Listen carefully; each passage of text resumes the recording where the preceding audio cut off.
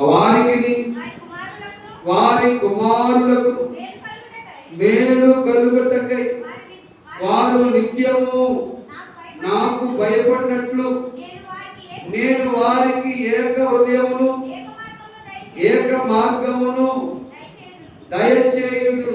చాలండి. ఇక్కడ చూస్తే వారికి వారి కుమారులకును మేలు కలుగునట్లు వారు నిత్యము నాకు భయపడినట్లు నేను వారికి ఏక హృదయమును ఏక మార్గమును దయచేయుదును. చాలు. ఎందుకు ఏక మార్గము ఏక హృదయాన్ని దేవుడు కలుగు చేస్తారని అంటున్నాడంటే వారికి వారి పిల్లలకును మేలు కలుగుటకై.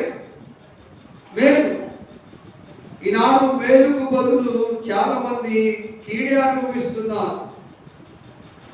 ఆశీర్వాదానికి బదులు చాలా మంది శాపమును అనుభవిస్తున్నారు.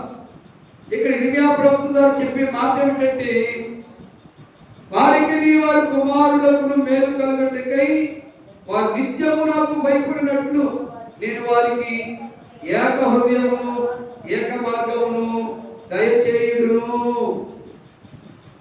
దేవునికి లోబడిన వారికి మాత్రమే ఏక మార్గము ఏక హృదయాన్ని ఇస్తారు.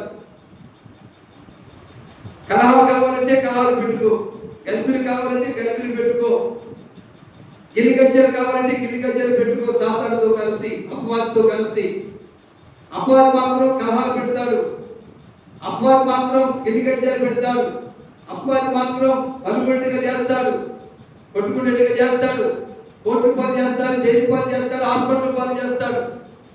అపవాది మాట వింటే ఆ ప్రకారం చేస్తావు నువ్వు.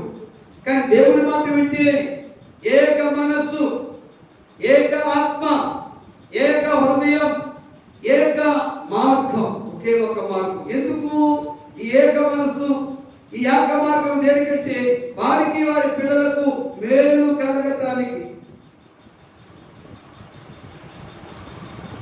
దీవెన కలగటానికి చెప్తున్నాడు. వారికి వారి కుమారులకు మేలు కలుగుటకై వారు నిత్యము నాకు భయపడినట్టు. నిత్యము అప్పుడప్పుడే భయపడటం కాదు, నిత్యము దేవునికి భయపడినట్లు. ఈనాడు చాలా మంది కూడా దేవుడంటే భయం లేదు. కన్నాడు నిత్యము నాకు భయపడినట్లు నేను వారికి ఏక హృదయమును ఏక మార్గమును దయచేయుదునని ఇక్కడ ఇర్మియా ప్రవక్త ద్వారా జీవగలి దేవుడి మాట తెలియజేస్తున్నాడు.